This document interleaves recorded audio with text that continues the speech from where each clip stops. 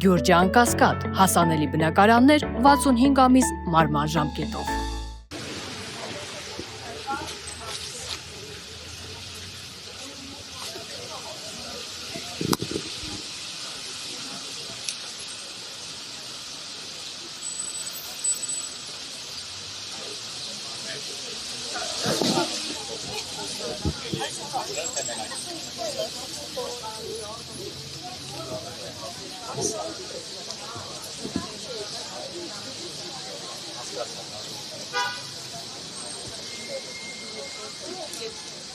Այստեղ մի բան էլ էլի պետք է ավելացնել եւ նշել, հարգելի քաղաքացիներ, մենք պահանջել էինք ոչ թե սառեցնել ինչ-որ բան, այլ մենք պահանջել էինք չեղարկել ապօրինի վարկային պահանջները, սա առաջին, եւ մենք պահանջել էինք վերականգնել են քաղաքացիների իրավունքները եւ վերականգնել են քաղաքացիների վնասներն ու տույժերը, կորցրած գումարները, որ գողացվել էին քաղաքացիների այլ հաշիվներից։ Սրանք չեն եղել վարկ, հա? Քաղաքացիների նկատմամբ չկա վարկային պահանջներ, բայց քաղաքացիները պատկառելի գումարներ են կորցրել բանկում եւ ես մի օրինակ եմ ուզում բերել, ես կուզեի այդ քաղաքացին հիմա իմ աչքով ընկներ, տեսնեի, Անին ուրեմն բանկում ուներ գումար, որը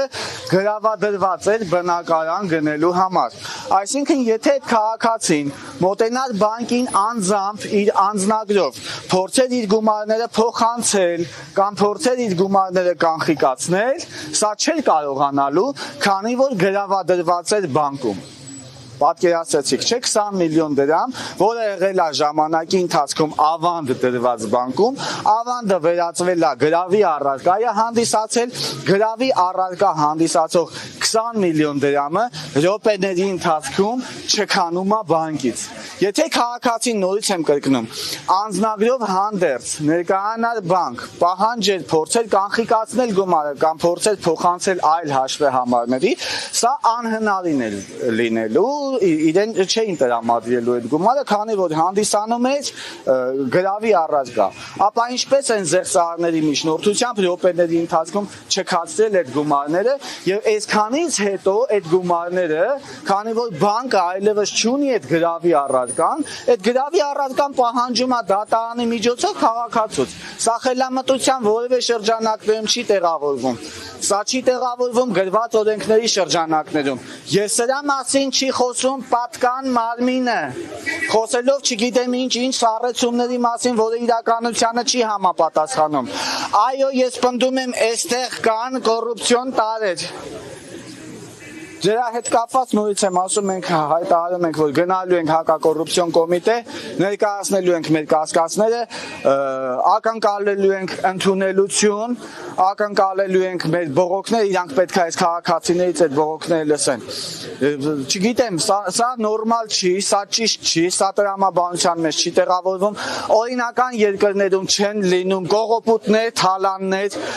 համակարգված ձևով, այո, մենք կարծում ենք, մենք ունենք կասկածներ, որ համակարգված ձևով տեղի է ունենում կողոպուտ։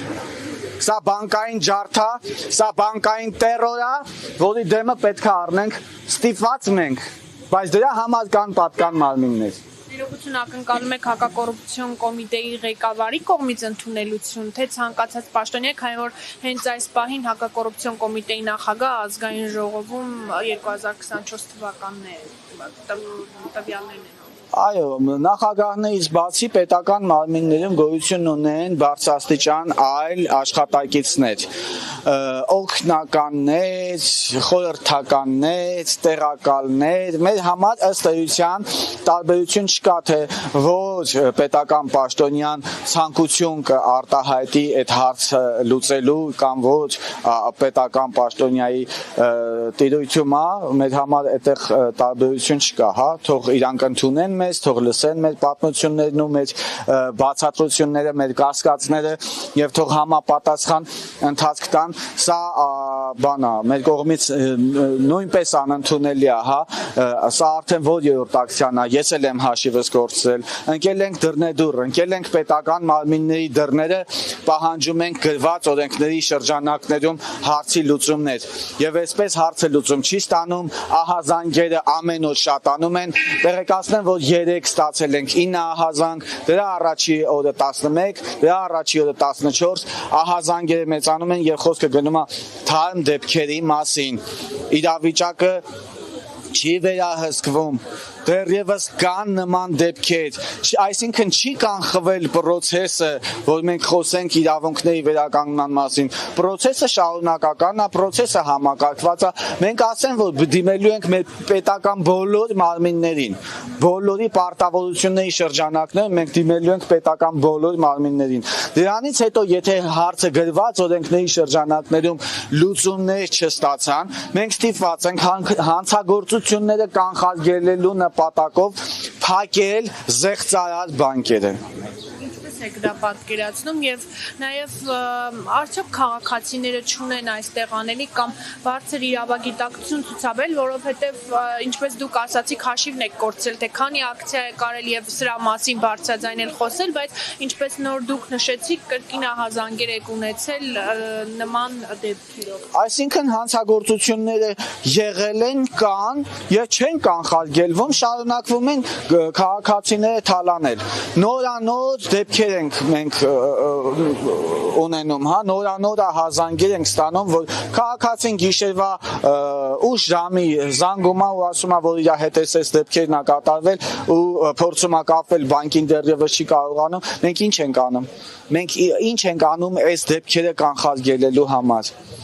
Քաղաքացիները ուղղակի թալանվում են։ Այսինքն ոչ աշխատանքային մոտավորապես քանի քաղաքացու մասին է խոսքը եւ ֆինանսական ինչ բեռի մասին է խոսքը, հա, ունեք մոտավոր։ Այս պահի դրությամբ մենք ունենք արդեն 306 գրավոր դիմում։ Ես կարող եմ խոսել միայն ու միայն 306 քաղաքացիների անուններից, բայց մենք գիտենք, որ հանրապետությունում նման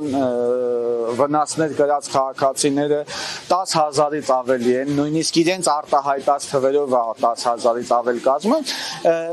նրանք ասում են, ես էլ ուզում եմ հավատամ եւ հավատում եմ։ Ասենք օրինակ ID բանկի ներկայացուցիչը ասում է, որ մենք 2.5 միլիոն հատ кейս ենք ունեցել եւ դուք այստեղ խոսում եք տասնյակ դեպքերի մասին, որոնք կազմում են 0.1%։ 0.1%-ը նաեւ այս թիվը հնչեցրեց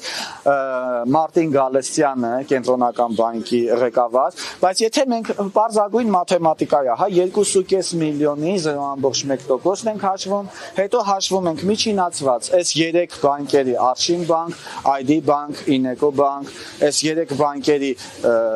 հնչեցած թվերի 0.1%-ն ենք կազմում, գումարում ենք իրար, ստացվում է 10,000 եւ ավելի кейսերը, որը մենք պնդում ենք եւ կասկածում ենք եւ անհնարին է, որ 20-30 տասնյակ աշխատակիցներով ընդամենը կարողանան այս 10,000 դեպքերը խորությամբ ուսումնասիրել, սա անհնարին է, քաղաքացին ինչքան պետքա սպասի, հա, հնարավոր չի տարուց ավել սպասել, որովհետև տուժում են քաղաքացիների իրավունքները, նրանք հայտնվում են հանիրավի, ապօրինաբար հայտնվում են սև ցուցակներում, սա իհարկե ճնշում է քաղաքացիների նկատմամբ, եթե մի հարց վիճելի է, արդեն վիճելի տիրույթում է, եթե այդ հարցի վերաբերյալ առկա է քրեական գործ, ինչի է քաղաքացիներին ներառում սև ցուցակների մեջ, եթե չեք հետապնդում քաղաքացուն ճնշելու տրամաբանությունը, հա, քաղաքացիները ներառվում են սև ցուցակներում, քաղաքացիների նկատմամբ լինում է պահանջներ, որ քաղաքացին ինքնուրույն չի կարողանում պաշտպանվի, իդեպ անհրաժեշտ է այս